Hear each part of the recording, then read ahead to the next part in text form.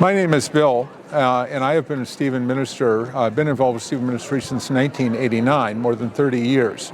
And the reason I got involved, I was 38 years old, and my first wife was dying of breast cancer. We had a 4-year-old daughter.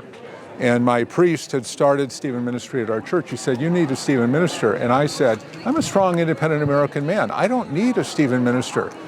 2 weeks later, she was really declining. He said, "Why don't you meet with this guy named Martin for lunch?" We started meeting, and I realized immediately how this would help me. We were living next to her parents, but they couldn't talk to me because they were overwhelmed with grief for their daughter.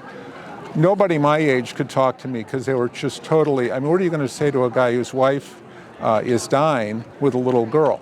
Martin was the only guy I could talk to, and that's when I realized the power of this ministry. Since then, I've brought the Stephen ministry to 4 different churches, including up in Canada, where we got it started up there. And now I'm in Tucson. We've trained 25 people in Tucson. But what I wanted to say is that Stephen ministry, people think miracles only happen in the Bible. We see miracles every week in Stephen ministry.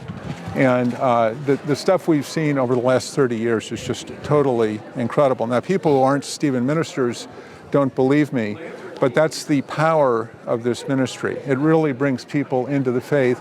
And if you've got a church that's smaller, this is probably the best program to actually grow the church, because it's going to get members involved in ministry. And it's the church where I first got introduced at Stephen ministry quadrupled their membership because Stephen ministry was so strong there.